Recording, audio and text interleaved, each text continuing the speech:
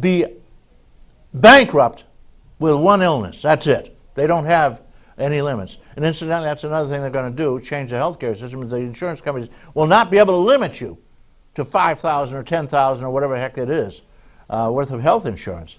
Did you know that half of all bankruptcies in America are health related? Did you know that? Yeah.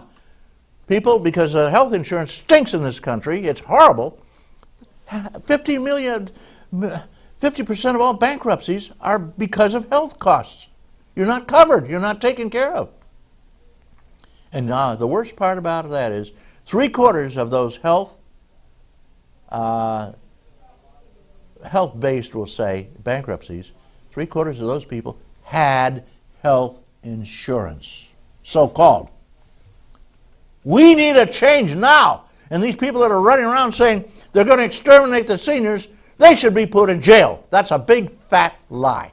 When they say everybody hates the system in Canada, 96% of the people, when they last polled them, said they liked the system. And they say they're running across the border for medical.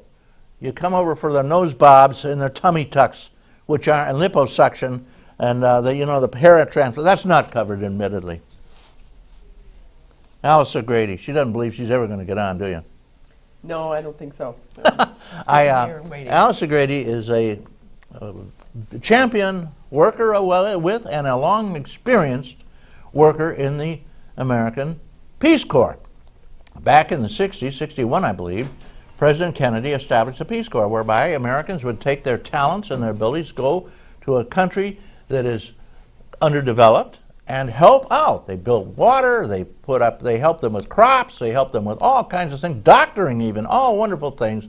They gave up a year or two of their lives, these Americans, to go over and help people. And it's paid off big time. We've had a lot of major improvements, and it's still going, as I believe. Oh, yes. I mean, if it's going, it's working. So Alice, tell us your background. First of all, where do you come from? I'm originally from Chicago. Chicago. And yes. What brought you up here? It's a beautiful place. A friend has a house at Chautauqua Institution, and I came to visit, and I loved it. And started coming summers. Eventually bought a house near Prendergast Point, and here I am. You know, I have the biggest Muscalon hatchery there in the yes. world. Did you know that? No, I didn't know it was the biggest in the world. Yep, no one else hatches on Muscalon. They also do walleyes there, they tell me. Yeah. And they say that almost all the muskies that are caught in Lake Chautauqua came from Prendergast Point. They don't really seem to be breeding much there. Oh. And there's probably a good reason for that. You know, the DEC, Department of Conservation, in their wisdom, passed a ruling that you can't keep a muskie under 40 inches. Mm. Well, males only grow to 2 feet, 24 inches. So the only ones you're allowed to keep are the female breeders. Man, that's stupid. So there are no eggs out there. That's a hell of it. We got a couple of calls already. You want to take a call? Sure. They're so interested in the Peace Corps already calling in. Good morning, caller. Good morning. My question is, what's the difference between Peace Corps and AmeriCorps? I know we had a lady talking about AmeriCorps at our school earlier this year, but I was just wondering what the difference between the two was. I'm not very familiar with AmeriCorps, but I believe that it's a domestic Peace Corps, you might say. It serves people here in the United States. Yeah, we have a lot of people that need help here in the United States. Oh, definitely, yes. Especially down in the deep south, you know. And people are sent to inner cities and Indian reservations and all kinds of places well, in this Arkansas, country. they need a lot of help down there. You know, there are a lot of inbreeding down there, too. It's a hell of a problem. And it's good to have Peace Corps people down there who are AmeriCorps. Yeah. Okay, does that answer your question, caller? So Peace Corps is for overseas, Yeah. and then AmeriCorps is for the domestic. I believe that's the difference. Okay. Sounds well. That's a good thing. And I was going to say, you know, Peace Corps is a international organization. We do need people here doing these things. Oh, yes. And showing them how to read and write down in Arkansas, especially. Do they teach reading and writing? The programs that I'm familiar with are mostly secondary school programs. Secondary school. So are you a they teacher? have that. Yes, I was a teacher. Where did you teach? In Ghana. Well, in the Peace Corps, I taught in Ghana. How about here? In this country, I taught in California. How long were you a teacher? And Wyoming. How long did you teach?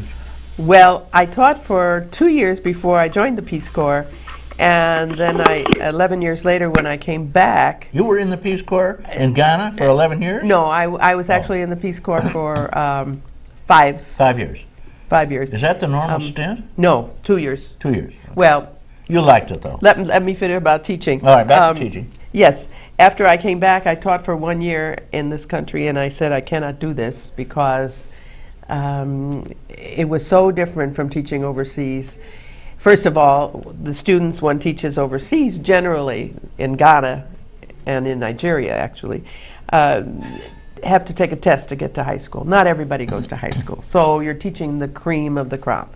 And the kids are interested, and you don't have Respectful. discipline problems, respectful.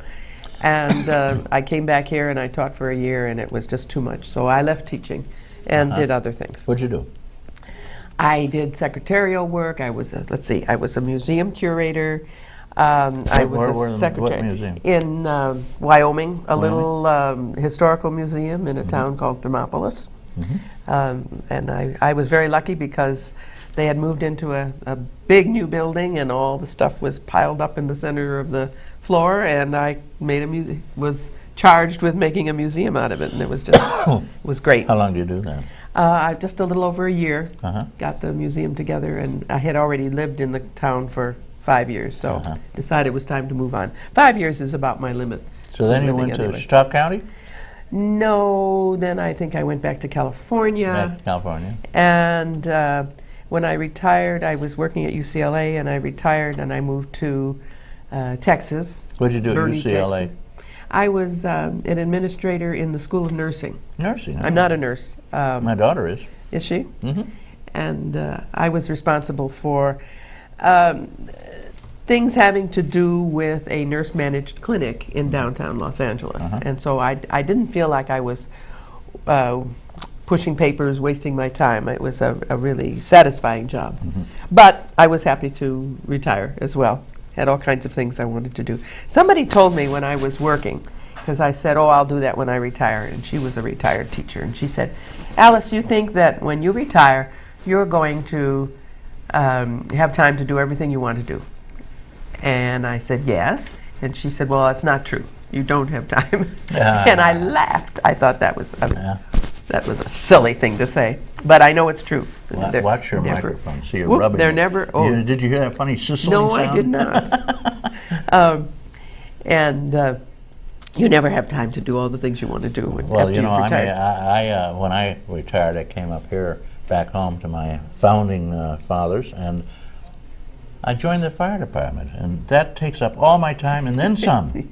It's amazing what the firemen give, how much time they give.